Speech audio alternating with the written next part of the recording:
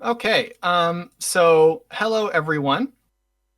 I am Fargast. I also go by Gast, and I am a Fire Emblem content creator. Um, and in this panel, I'm going to try to talk about like Fire Emblem YouTubing, content creation, where you can start if you're kind of like a fledgling YouTube channel who wants to kind of get their work out there. If you're currently a Fire Emblem YouTuber, um, it's kind of anyone who is remotely interested in Fire Emblem and YouTube and stuff. And it's coming from a perspective of someone who's been doing this for around over 5 years now. And as you can see from the screen there, I have a graph here, and I'll explain this because I prepared like some diagrams for this presentation. Um, so I want to start off by talking about the three types of content creation for Fire Emblem that I believe is kind of out there right now in like the landscape, and where you might be able to fit in if you want to start or if you're starting. In doing so, explaining what these three types of content are and some risks and rewards for doing them. And afterwards, I'm going to talk about some applications to say, like, okay, if you actually are in one of these categories and you want to kind of move around in it, or if you're struggling and you're having a hard time garnering more of an audience or getting new subscribers or getting new growth, then this might be helpful for you. Um, so, and lastly, I also kind of want to dispel some beliefs that some folks have about Fire Emblem YouTube content creation. Um, so I guess we'll start with this affinity chart that I made. Hope you guys like it. So I thought about it, and really I tried to boil down content creation into three corners of this affinity chart. One is the top, which is an LP or a streamer. The other one is short form, which is generally 1 minute to like at most around like 18 minutes. And then long form, which is like usually 20 minutes to like usually 60 minutes or like infinite, really, if you think about it.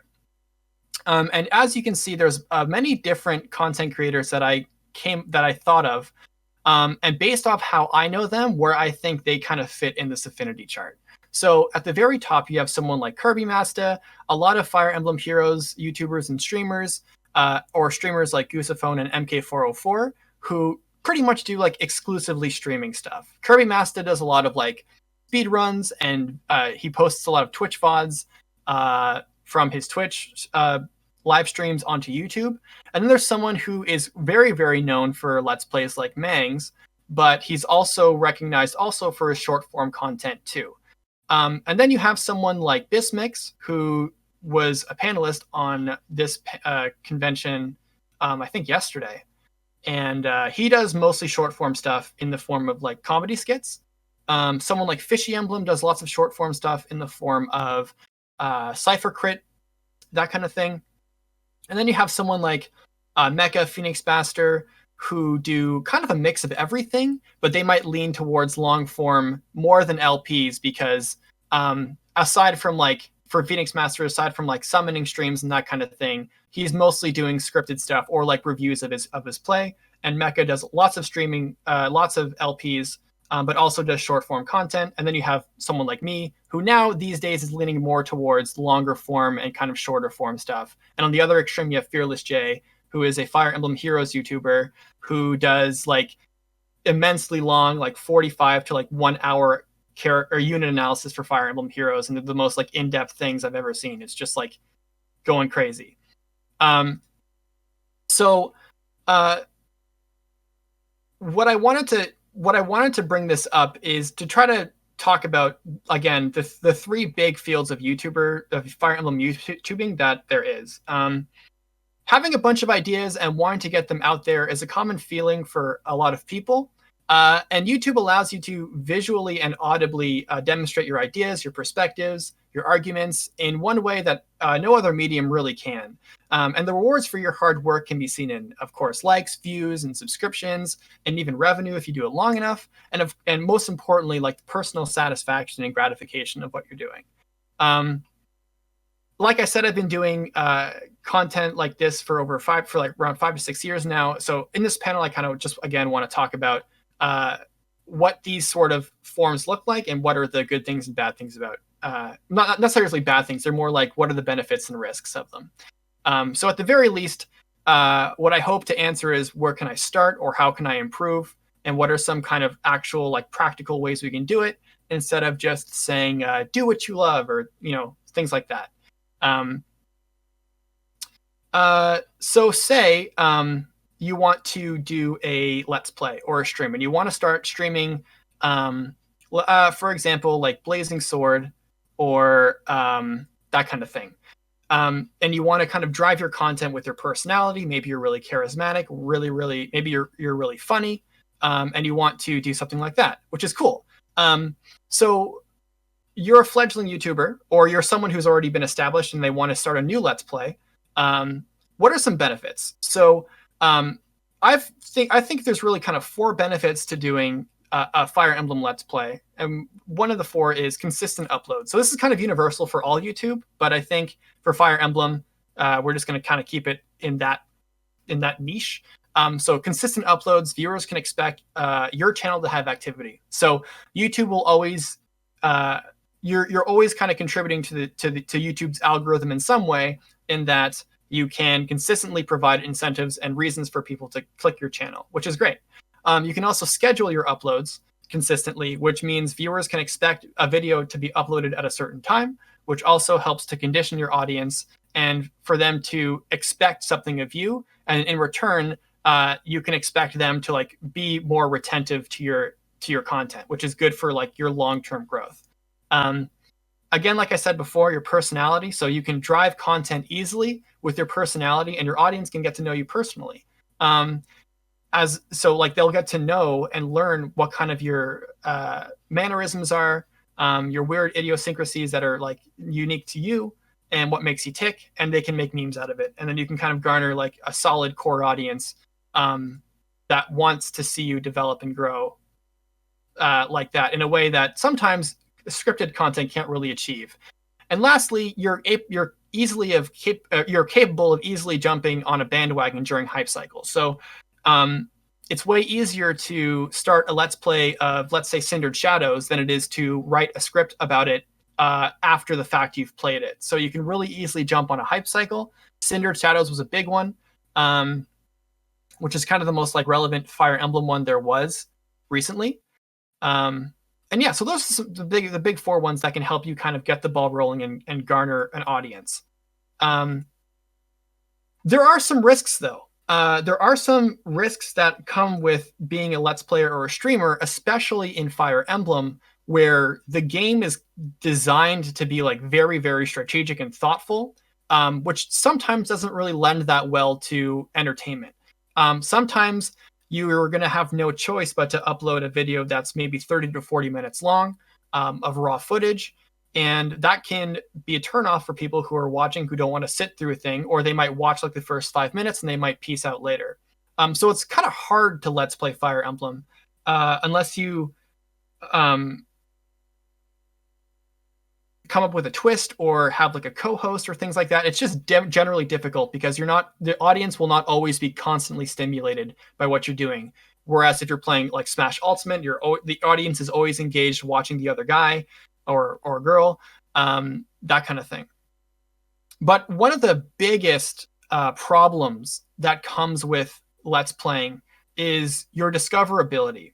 So this is the biggest risk. So there's a honeymoon phase for all Let's Plays. There's an exciting first week of a new series. Views are high and it feels good. And people may be excited to say like, hey, friend, there's someone who is doing a Let's Play of Cindered Shadows. And they share that around. And for the first like 1 to 2 weeks, your views are high. And for the first few days, there's some nice growth. You check your analytics and you're like, oh, wow, so I started this Let's Play and 3 people have subscribed because they wanted to see this playthrough go through. So now we're going to move on to the next picture that I have. And this is about viewership / shareability on this y-axis and interest over time on the x. So what this means is that what this is meant to represent is that this growth and surge will dissipate over time. As the influx of new, can you, hopefully you guys can see that graph. Okay, perfect. So this growth dissipates over time as the influx of new people goes away, and the dedicated viewers are the ones settling down to watch. The people who want to watch your videos are here, and those who saw that and saw the first few episodes and they at least watched it, but they didn't really stick around with it. They're most likely not going to come back. And so as we see in this graph, week 1 has a bunch of interest. We see like a solid spike of viewership and shareability. People are sharing this with their friends, and people are quite interested. But as we go through kind of week 2, 3, maybe even 4, then interest is starting to flatten a little bit at point 2, which means less people are sharing it and less people are watching it, because the spectacle and the novelty of whatever Let's Play you're doing is wearing out, and people who want to see it are there to see it, and they're less keen on sharing it like they were before, because they've already might have done it 3 or 4 times, and they're just like, I don't feel like sharing this anymore. And then we hit point 3, where your views are starting to decline on this series, and people are most like 90.9% of the time, they're not going to share it anymore. This is kind of an unfortunate reality of a Let's Play, but this isn't unique to Fire Emblem. This is just universal for any Let's Play series ever. It just starts really hype, and then it just grows. It's like a diminishing return there. And that's just kind of how it works. Speaking of someone who's done Let's Plays for 5 years, there's always a big spectacle at the beginning, and then it really slows down. So this is a risk, because if you are looking to share, you have to understand that there's not a lot of context for new people to look at a Let's Play at week 3 and understand the context for what you're even doing. So it's very difficult for someone who isn't being shared the video to find your channel, and it's very difficult for them to look at a part 20 and have the inclination to click it, because they're going into it knowing that they don't know maybe who you are, and they don't know what your style is, and they don't really know where you even are in the game. So they don't really have a lot of tools to work with to want to watch or click your video as if they see it in the recommended page. Which means, like I said, as you kind of go further, your shareability lowers, which means your growth will stagnate.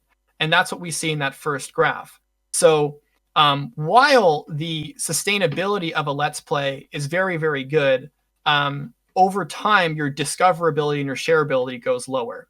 And that's kind of the risk and reward of it. So for someone like me who does mixed content, where I mix my stuff between Let's Plays and big, like, mega videos, I like to kind of mix between both. So for example, I like to do like high effort, like scripted content, like a support science or something, even though I haven't done one in a year, but you guys get the idea. Or like a high effort, like video that takes me like a long time to put in. Like we're talking about like maybe even 50 to 60 hours worth of hard work to get a video out. I like to kind of pad out my channel by having a Let's Play to kind of like have the channel have consistency as we kind of wait until this next big video that I have, this next epic video, which is good for my channel, because I want to also be able to, like, my channel is monetized as well, so this is really helpful to have consistent monetization come in. So for someone like Mangs, he needs to do consistent uploads, because like YouTubing is literally his job. And same thing with Phoenix Master 1. They're one of the few Fire Emblem dedicated YouTube channels that actually can make a living off it. But they have to be extremely consistent, because while they're also looking for growth, what's more important, what I would assume is more important for them, is like sustainability on the platform, which is why they upload a lot. And they might not necessarily focus on like super high effort, like 60-hour dedicated videos, but they do sometimes, but it's less of, I would say it's less of a priority for them. Then we come into the second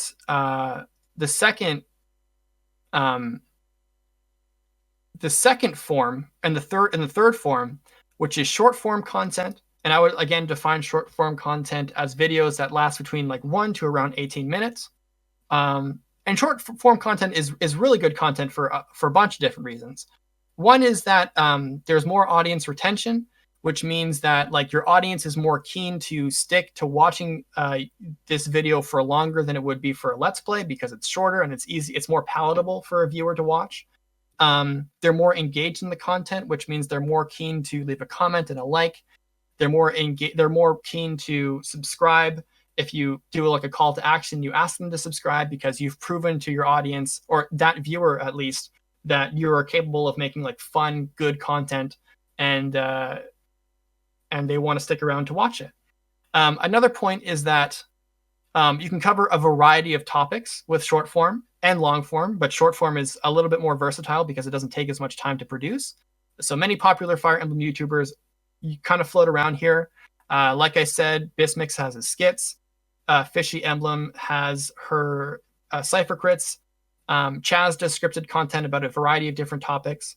I'll do shorts as well, but yeah. Acarus does like quick Fire Emblem Heroes analysis. So these kind of content are really good. And when Fire Emblem news cycles come around, like Lucky Crit Stevie you can expect him to like make a quick video about it, and it's in a really good, like very cleanly made and very concise.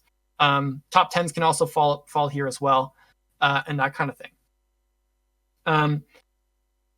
And the last thing, which is the most good, the biggest strength for short form content, in my opinion, is the actual biggest weakness for Let's Players and streaming content, is that where streaming and Let's Plays will lose their value over time, short form and long form will like thrive. Like channels who are looking to grow thrive off the shareability of that specific kind of content. People are really down to share videos that they like, and they'll especially do so if you ask them to and you do a call to action. So for example, if I make, like once I have my Dimitri support science, which is going to take a super long time, but once it gets out there, I'm confident in knowing that based on the rest of my high effort scripted content, that people are going to be like, they're going to see it, they're going to share it with other Dimitri fans, and they're going to be like, hey, there's this guy named Fargast, and he does really crazy analysis on Dimitri. You should check it out. And then someone who might not have known my channel at all has a reason to check it out, or at least click there. And if they like it, and if they like the content, and they can possibly expect more because it's part of a series, then they might be more likely to subscribe, which means my growth goes up. But and let's jump into this last slide here. And this is my viewership, shareability, and interest over time for a channel who focuses more on scripted short form and scripted long form content. So as you can see here, if we're at this first point, I'll actually just jot down like 0.1, maybe 0.2, and like 0.3, right? So this is a channel who is who makes a scripted video and uploads it. So I'll just use like my own, for example. So I release a scripted video that's really high effort that I know people are going to want to share because I've done a call to action. So my channel right now is even looking like this, probably. Like right now, there's not a lot going on. It's kind of growing stably, but it's not really doing a lot. I upload a video, boom, a big spike in activity. My subscriptions and my interest and my viewership is going high. And for the first maybe like 72 hours to 96 hours, it's going well. And then it starts to peak. And then my channel will start to slow down again.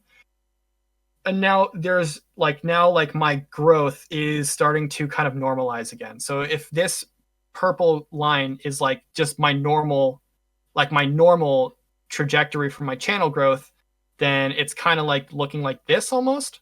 Well, actually, people aren't really going to unsubscribe. So I guess it would be like under here mostly, kind of. Like you like generally people do unsubscribe from your channel sometimes, but for the most part, people aren't like willingly doing it out of like a malice or something. So let's say like that's just like my average, right? So my channel is going to peak, and then it's going to slow down, and then there's going to be like a lull, like right here, and then I upload a new high effort shareable video, and now my channel grows again. But the big consistent thing here is that I'm constantly growing. I'm always going to be growing here. So that means that as I deal with these slow states, whenever I do put a high effort video in, I'm going to grow more. I kind of lose the sustainability that I have with the LPing content, but I will grow more. So if you're looking to grow, then potentially perhaps a really good idea would be to explore short form and scripted content, which is actually kind of easier than you think it is. And I'll explain that next. So those are the kind of the three sort of categories where I would think most Fire Emblem YouTubers fall into. And the next thing I want to talk about is the actual challenge behind this. So of course, a big challenge here is that there will be lulls in your period's growth. For example, like I'll use Chaz. Chaz has kind of shifted more towards like the bottom portion of this triangle, and he'll have a really, really, really, really, really high effort short form scripted video every like 1 or 2 or 3 months. So his channel probably like floats around kind of neutral for a bit, and then there's a big high effort video and it goes like really high, and then it eventually after like 96 hours or so kind of starts to slowly get back to normal until he goes into another big upload.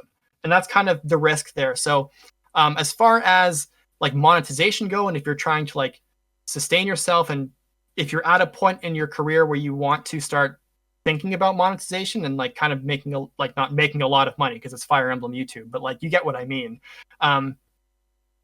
then it's challenging as a short form and long form content creator, because the moments where you can make good monetization is going to be fewer and far between than something like a consistent upload schedule where you can always rely on people tuning in, and if they really like you, they'll turn off their ad block for you, that kind of thing.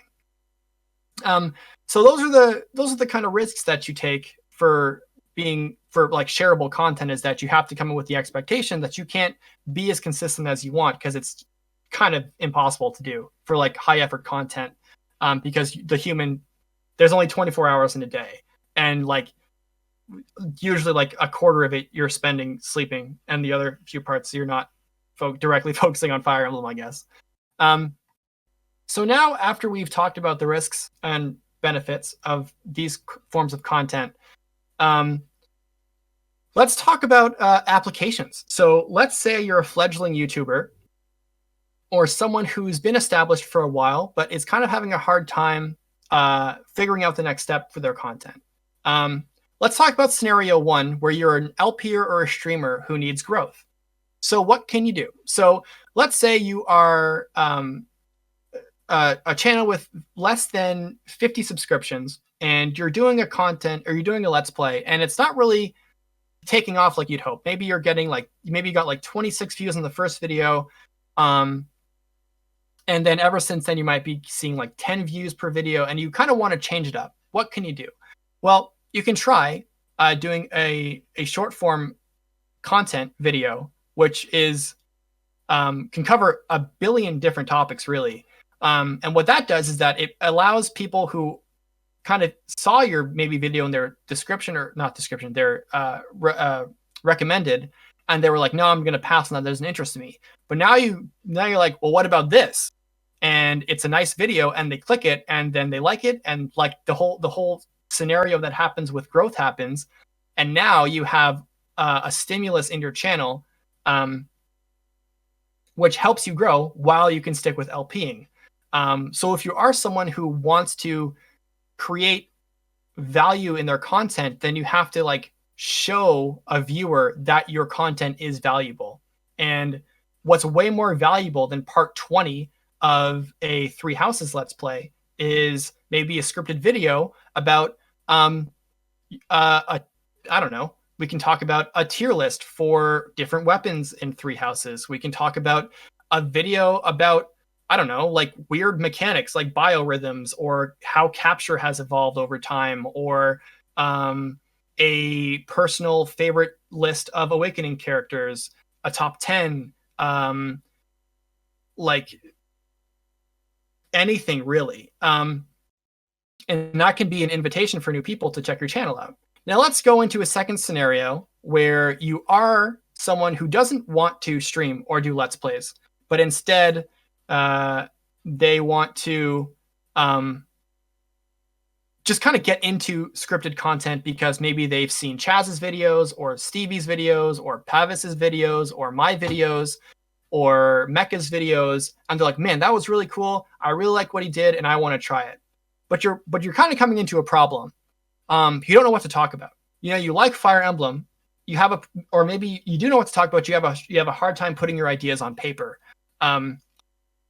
So what do you do? Well, this is going to come into kind of like my own experience, but I will say, and I'm sure people who talk about like bizarre topics like Chaz or Pavis can say, is that you can make a video on literally anything. Like anything Fire Emblem related is good enough. It can be about, like I said, a character analysis of like, I don't know, George from like Path of Radiance, and maybe why he's so weirdly popular in Japan. Was it George or is it the other guy, the weapons merchants or whatever? It can be like anything weird or niche or anything. It can. The point is that people just want to see other people talk about something they like. It doesn't necessarily matter what it is, because I don't know what I'm looking for in a content creator until I see what they make. And then I'm like, oh, okay, that's cool. I'll click that. Or like, oh, I know what Fire Emblem is. Or I've vaguely experienced like the mind glitch once, so that might interest me. I've never heard of someone really talk about this in a while. If there's anything you can take away from like coming up with an idea for short form, it's you don't have to define your content just starting out. It can be about anything you want it to be. And like, that sounds corny as hell, but it's like, it's true. People don't look for a specific topic most of the time. They just kind of want to talk about Fire Emblem because they're interested in it. And if you can talk about Fire Emblem in a coherent way, then great, you're doing good. Like that's what you should be doing. That's what you should be shooting towards. And as far as like getting your ideas and your thoughts on paper, I can't really help with that. I have my own ways of doing it. When it comes to like, I've had writer's block that I've had to deal with. But what I do like to do is, instead of like watching a content creator that you kind of want to, let's say that there's a content creator that you really like to watch and you are inspired by that kind of person's content. And you want to apply what they do into your own stuff. Instead of like watching their content for entertainment, like study what they're actually doing. So a lot of there's a bunch of people who asked me before, like, well, like, what do you do to like get your ideas on paper or something? Because like I have a bunch of ideas or like hot takes in my head, but I don't know how to like articulate that. And I'm like, well, like if you kind of look at the people that you like and you study how they actually get into their argument, not just like watching their stuff, but figuring out how they introduce their topic that they're discussing. Maybe they do it in a very traditional academic way where they present their introduction, they then have like a thesis statement, and then they will outline their argument as it goes along, like an essay style paper, which is what I do in my support science videos. Or you can kind of do it more free form. But what you want to at least try is to study what other people do, like figure out what the formula is for their channel and their content, and then apply it to yourself, or at least figure out how you can take what they do and spin it to your own way. Other things that I've done is I like, this is going to sound kind of funny, but like if I'm really stuck for writer's block, then I'll go to like a cafe or a bar and I'll get a pen and paper and I'll just write down anything that comes in my head. Or like I'll just have like I'll just like improvise my script on paper, and eventually it gets me out of a writer's block because now I'm taking my thoughts and I'm kind of fluidly putting it on a pen and paper, and then I can remember what I thought of, and then I can take that and then put it into like a computer. And that's how I got off my writer's block for support science for 12 months, basically. And that's kind of some things that I've done and some things that you can do if you have these ideas, but you don't really know where to start. As far as production goes, I will also say that if you want a video to like have good quality and like a good impression on people, you should probably have really good audio, or at least you have to be audible to the point where it's not like annoying to listen to you. It sounds kind of mean when you say it like that, but really good audio goes a long way, because I can listen to a video in the background doing something else, which is something that a lot of people do. My support science videos aren't the most like visually stimulating pieces, in the similar way that like Mangs's character spotlights aren't like super visually enticing, where like you can still pay attention if you turn your brain off, or not turn your brain off, but like you look away from it.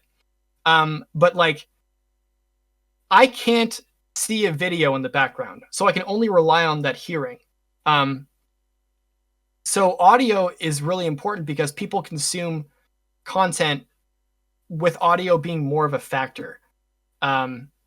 It's also more pleasant to listen to, and most people are down to just listen and like put it on their phone or put it on their computer or drive in their car and stuff like that. People do this kind of thing.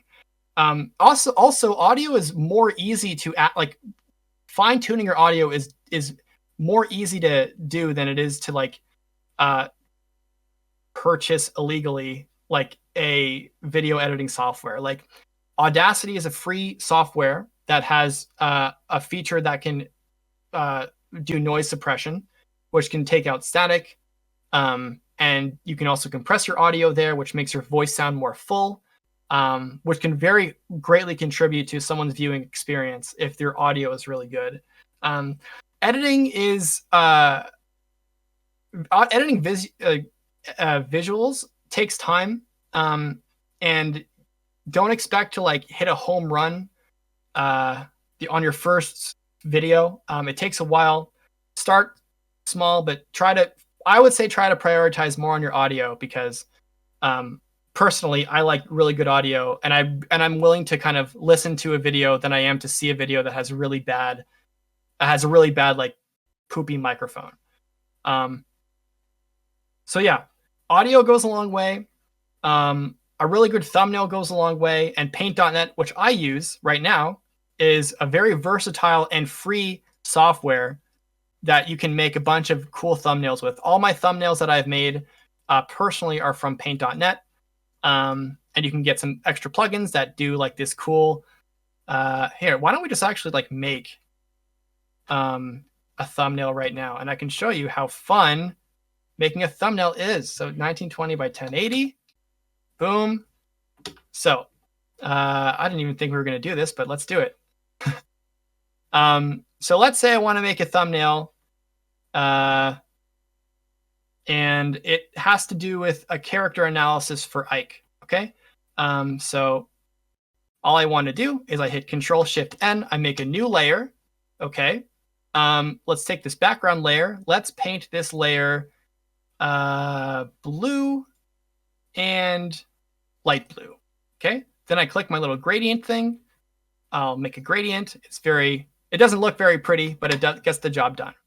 Then let's say in this second layer, I have a picture of Ike. So I'm just going to this is going to be my Ike. So I have Ike. He has a headband. He looks mad all the time, and he has like spiky hair. This is my Ike. Okay. And let's just get a skin tone. Let's just make him, for the sake of ease, just do something like that. Okay, so that's my Ike.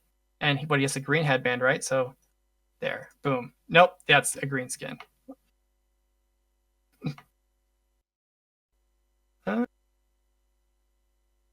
There, so that's Ike. That's my Ike picture. Okay, so he's my Ike. And then we have to have text. So a lot of people might have text that's really hard to see in a thumbnail, But one trick that I think is really helpful is to start with a white text like this. Let's go for a nice big bold font. Maybe Arial Black. Let's just say it's a pretty popular one. So we'll go in a big font. We'll just say Ike character analysis. How do you spell analysis? Analysis. There we go. Boom. So we have this like that. Okay, cool. So let's say your font is like this. One thing that I see a lot of that is kind of a sign that you can try to like improve on is actually outlining your font. I see this happen a lot where thumbnails won't really try to outline their font that much, but it does so much to make a thumbnail look really bold, especially if it has text on it. Paint.net has plugins that you can have outline object, and all of a sudden, this hard to view thing in a very small window is now easier because I've just simply outlined my font like that. So very simple. It's big, bold outline. If I zoomed out, this is kind of what a recommended thumbnail would look like in a YouTube video. And now I have Ike character analysis versus something like that, which is way harder to see.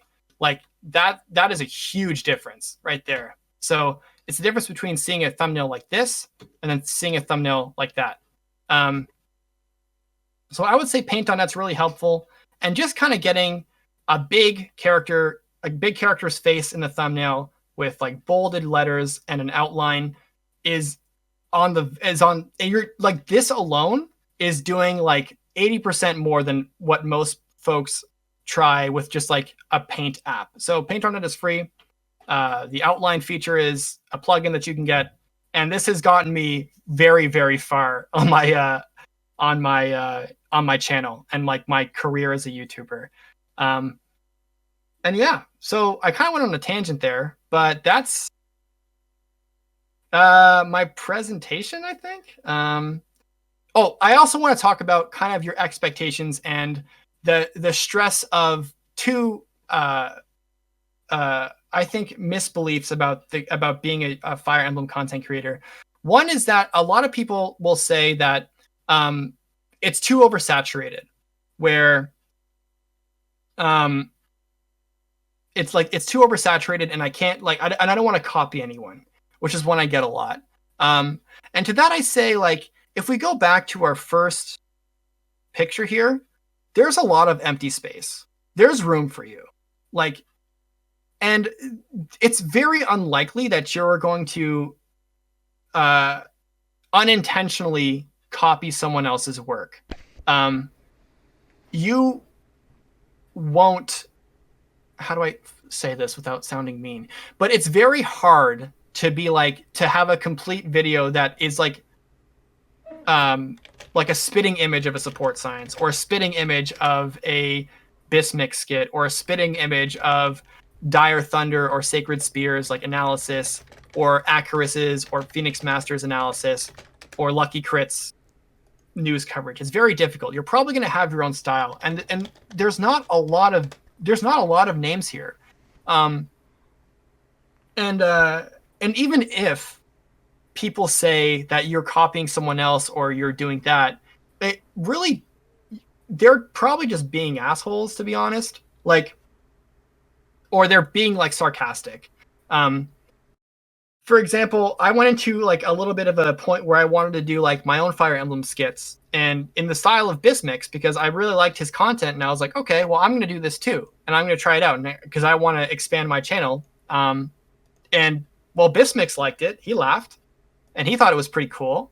And even though I got people saying that like this is just copying Bismix, I was like, who cares? Like, I'm not really. Like, it's a style that how I didn't invent character analysis, Bismix didn't invent skits. So like, don't worry about copying other people because you probably aren't going to, because everyone has their own voice and their own style, because everyone is unique here. And a lot of content creators drive their content with their personality, and no two personalities are extremely alike. So there's a lot of room for you because there's lots of empty spaces here. So it's not really saturated, but it might seem that way because there is like to be fair, there are about like from in my opinion this many folks who were like recognizable names. So if I said like, do you know who Sage Master 15 is? They'd be like, oh yeah, he's the guy who does like Fire Emblem Heroes reaction stuff. The thing that you also have to understand about content creation, I think this is going to be the last thing that I talk about, is that all of these content creators have been doing this for years. So it takes a while. It takes a long time to grow an audience in such a niche that is Fire Emblem. Everyone here has started more than a year ago, up to 4 or 5 or 6 years ago, and we're not like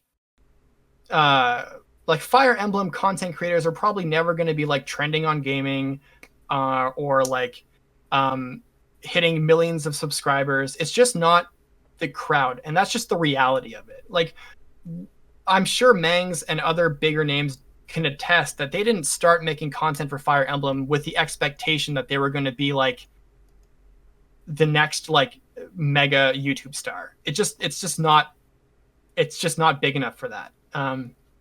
And it's still quite a new it's not a new IP, but it's still it's new in that like it really only started to be majorly recognized within the last like 5 years, I'd say. Pretty much when Awakening kind of got the ball rolling there, where it kind of got this big resurgence. So I would just say that like do this kind of content because you like your personality, you like yourself, and you like Fire Emblem, and you think you have something fun to contribute to. And that would be kind of it. Don't come in looking for like being being the clout master, because it's probably not going to happen. We've all done this because we just like Fire Emblem a lot, and it worked out. And now we're where we are, and we still hope that we can keep growing and keep trying new things out. Also, this graph is not like still. I went from like, where am I? Nope. There we go. I went from here. Oh, hold on. I started out here. And as things have gone, I have gone down, down, down, down, down, down, down, down, down. And now I'm like around here. I might, in the long term, try to bring myself over here. But it's never, it's a spectrum, right? So it never stays in the same place. So your content can always change. You can change your name, right? I went from gas station to Fargas. Like, you can change anything you want about yourself. And yeah, I think that's it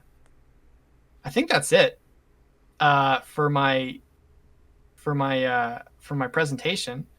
I guess if the mods have now been fielding or screening questions, I guess I can answer some within the next like 10-ish minutes. Yeah, we were. Oh, sorry. I was just going to say we do have to end on the hour because we do have a panel right after this. Okay, cool. I can answer like one question then. Misty? Yeah, I'm here. If we want to do one question, do you want to look at it in the Twitch chat or in the panel chat? Well, we're looking for the questions. Oh, yeah. Yeah, so does anyone have any questions for Gast? We don't have much time. But God, that was amazing, by the way. Oh, thanks. Very analytical. Very analytical, very informative. Yesterday was the day for clowning. Today is the day for information. Are we sure we can't also clown in here? Well, the clowning will be later in Jackbox. Yeah, that is true. There will be a lot of clowning. Clowning is later, but like that was a really, really nice and put together panel. We really appreciate your contribution to Emblem Con. Like, it was. Thanks really so much. Thanks. Yeah, most people are just like complimenting you rather than asking questions. Yeah. Do you have any questions then? Oh, I have a question. Okay. We're doing it all Q&As. You guys know what it is. Oh gosh. How do you feel about pineapple on pizza? I've dabbled in pineapple on pizza. Not a huge fan. Good, as you should. Yeah, I'm not a huge fan, but yeah. To add on to this, how do you feel about maraschino cherries on pizza? Is that even how you say that? It's just cherries on pizza. How do you feel about that? I've never even heard of that before. Like those candy cherries? Kemp's Like those VA candy likes cherries? it. Yeah, I wouldn't be too keen on that. I'll try to answer one question that I saw. Someone asked what mic I used. I actually started, so I bought my mic and it was pretty expensive, and I got that about a year, or not a year, maybe like 6 months ago. But I started with a USB mic that I got on Kijiji, which is Canadian classifieds. You can try on eBay as well. All I got was a USB microphone for $20 that lasted me for like 3 to 4 years until I decided that I needed an upgrade. So if you want to buy like a good mic, realize like it is hardware. It is going to be some kind of investment, but it will greatly contribute to your channel's growth if people want to, if you want people to stick around. So yeah, even just like going on like Kijiji or what's the Craigslist is the one in the States? Yes, I think. Yeah. There's probably a Craigslist in Canada, but whatever. We use Kijiji here. And just like seeing if there's a mic that you can use or even borrow from a friend. That's not like one that's like this. Don't use these, okay? Don't use these mics. These are meant for like being on the phone and like talking, okay? Yeah. One more quick question, because I think it's quite a good one. If you want to make long form content, how do you keep people engaged for 25 plus minutes? I was gonna ask that one too in the chat. So one would be if like your voice and if like those aren't enough, the reality is that if you check your YouTube demographics and you look at a video that's more than 20 minutes, the likelihood of people naturally having a retention rate of like 10 to 15 is extremely high. It's actually like just a reality that most people aren't probably going to sit and watch a video in one sitting. But if you do want to have more like better viewer retention in a long form video like that, you can try different kind of cuts, breaks in music. If you're doing a kind of like a mix between like a vlog / scripted organized video, then you can kind of break in between like a kind of a not scripted. You see it a lot in videos where people will be doing like a scripted part of their video and then they'll like transition to like their face cam, which helps to like just change up the tempo of your video. So yeah, you just got to get creative and just kind of have like good breaks where your viewer might not, where you kind of like mitigate the risk of a viewer getting bored of the same delivery and you want to switch it up. So I would say like try to switch it up and see if there's a lot of like really captivating videos that do that, and then try to like work off that too. Okay, thank you so much for doing this panel. It was so informative, and yeah, just watching the chat whilst you were doing that, everyone was saying that they were feeling inspired and everything from you, and so many people saying they want to now try this out thanks to all your advice. Oh, dang, that's awesome. Yeah, people are all like on both Twitch and Discord, everyone is just singing your praises. I'm sorry I can't wait to reread the chat then. Yeah. We can't have you here for longer, unfortunately. Yeah, we've got Sarah Blandy waiting for us. Oh, okay. Well, that's pretty important. So well, you are also important, and yeah, thank you so much. And Oh, my pleasure. And thank you, and thanks for setting up Emblem Con. It was really cool. It's a really great idea. I love the name, by the way. Yeah, it's amazing.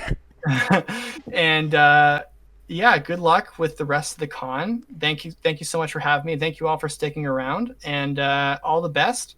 And everyone, stay healthy. Yeah. And with that said, well, I guess I'll see you when I see you. Yeah. Thank you, everyone.